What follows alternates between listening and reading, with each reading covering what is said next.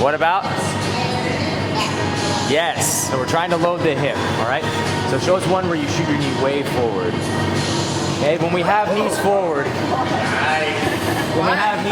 like this, in a squat, right?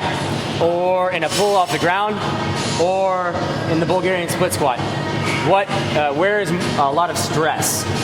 Knees. In the knees. What muscle is working a lot? The quad, right? So we want to try to take the quad out of the movement as much as possible, and we want to try to use the hip as much as possible, all right? So let's watch Orion. He's going to perform a perfect Bulgarian Split Squat. PR, right? Okay. So go ahead down to the bottom, pause. All right, guys, one thing you're going to notice is that Orion's knee is directly on top of his ankle, and his shin is vertical, all right? Depending on your limb length, you may or may not be able to get below parallel, okay? It's not necessarily the point to get below parallel.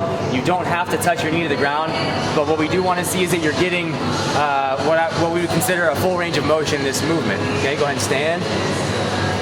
Good, and as he stands, we're trying to drive out of the heel on the working leg. So this passive leg, this leg that's on the bench, is going to be doing some work. But we don't want to use our non-working leg pressing into the bench to try to stand up. We want to try to stand up using as much of this working leg through the heel as possible. Does that make sense?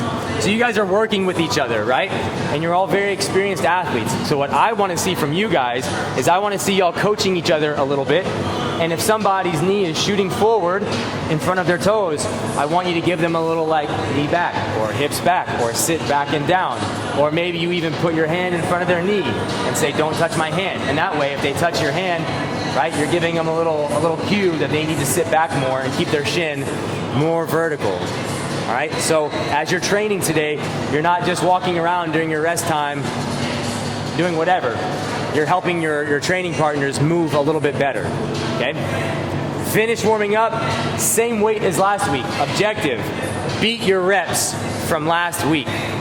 Whatever reps you got last week, beat them or get more today. Whatever foot you started with last week. So if you started with your right leg and did right, left, then flip it up today and start with the left leg. And go left, right, left, right, left, right.